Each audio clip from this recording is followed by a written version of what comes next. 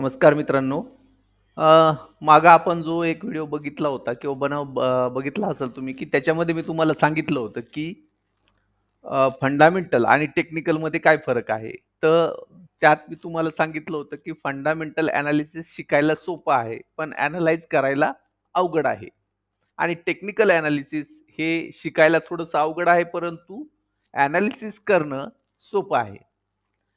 तर खरंच फंडामेंटल अवघड आहे का? तर नाहीये. डिसिजन मेकिंग करणं याच्यामध्ये महत्त्वाचं ठरतं. आजच्या या व्हिडिओमध्ये आपण पाहणार आहोत, की फंडामेंटल एनालिसिस आपल्याला माहीत आहे का? किंवा आपण शिकू शकतो का? तर मित्रांनो, अ, आपल्या दैनंदिन जीवनामध्ये आपण नेहमी फंडामेंटल एनालिसिस करीत असतो.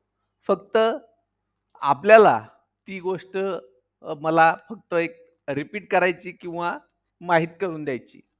तर चला मित्रांनो, सुरू करूया.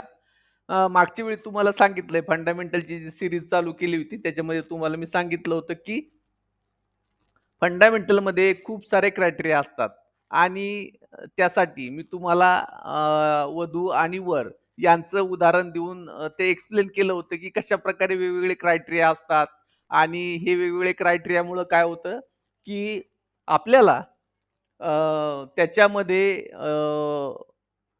थोडंसं काही गोष्टी आपल्याला मॅच कराव्या लागतात आपल्या नीडनुसार, गरजेनुसार.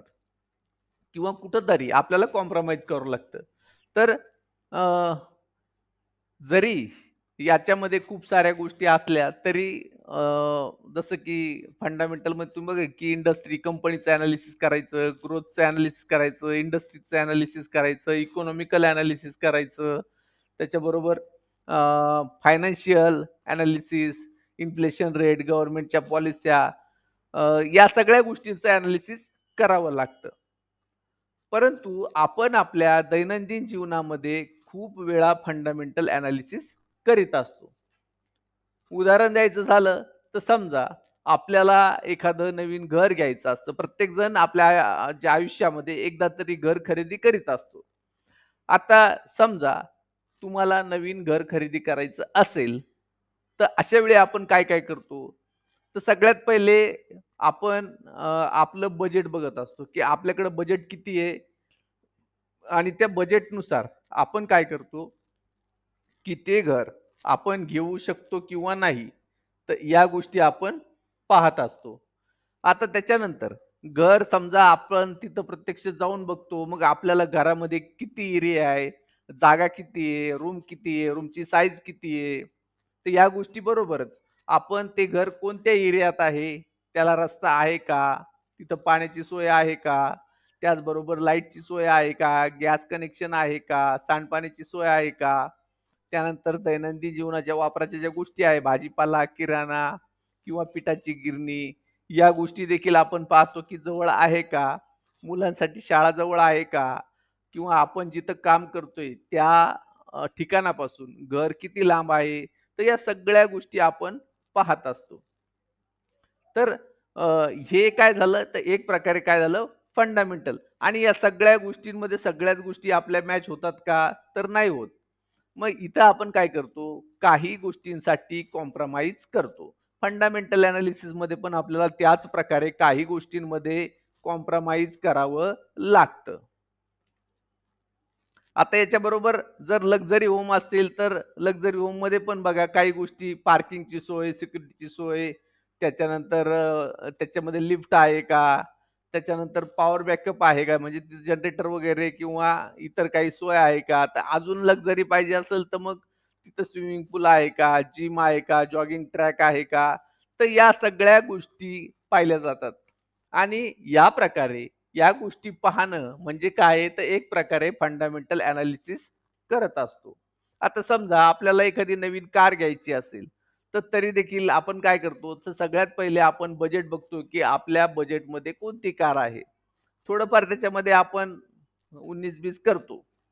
परंतु जेव्हा कार घ्यायची असेल, तर सगळ्यात पहिले आपण काय करतो, कार बघतो कुठली घ्यायची, कुठल्या कंपनीची घ्यायची, त्याच्यामध्ये नवीन फीचर काय आहे, सेफ्टी सेफ्टी फीचर्स काय आहे, नवीन फीचर्स काय आहे, त्याचबरोबर गाडीचं जी काही कॅपॅसिटी असेल, तर ती बघतो आपण. त्याबरोबर ग्राउंड क्लिअरन्स काय आहे? तर या सगळ्या गोष्टी आपण पाहत असतो आणि शेवटी परत मग आपण कलर कुठला घ्यायचा, कसा घ्यायचा, तर या गोष्टी आपण काय पाहत असतो. अगदी नवी गाडी घ्या किंवा सेकंड हँड घ्या. दोन्हीही बाबतीत आपल्याला सेम क्रायटेरिया लागू होतात. समजा एखादी महिला असेल आणि ती ते दररोज भाजी वगैरे आणत असेल किंवा 8 दिवसातून एकदा जरी भाजी आणायला जात असेल, तरी बघा भाजी घेताना पण आपण काय करतो, तर एक प्रकारे फंडामेंटल एनालिसिस करत असतो. म्हणजे समजा ती भाजी शिळी आहे की ताजी आहे, गावरान आहे की हायब्रिड आहे आणि या 2 गोष्टी बघितल्यानंतर आपल्याला ती गोष्टी त्याचबरोबर आपण काही गोष्टी इतरही बघतो जसं की आपल्याला कोणती भाजी घ्यायची आहे आणि ती हेल्थसाठी चांगली आहे का? आणि या सगळ्या गोष्टी ज्यावेळेस मॅच होतात, त्यानंतर आपण काय करतो, प्राइझिंग किंवा आपण त्याला बार्गेनिंग म्हणतो. तर बार्गेनिंग हा प्रकार त्याच्यानंतर होतो. म्हणजे एक प्रकारे काय असतं, तर हे एक फंडामेंटल एनालिसिसच असतं. तर मित्रांनो, फंडामेंटल एनालिसिस बाबत जे तुमचे मेसेज होते, तर त्यासाठी मी एक सिंपल छोटासा हा व्हिडिओ बनवला. व्हिडिओ आवडल्यास लाईक करा.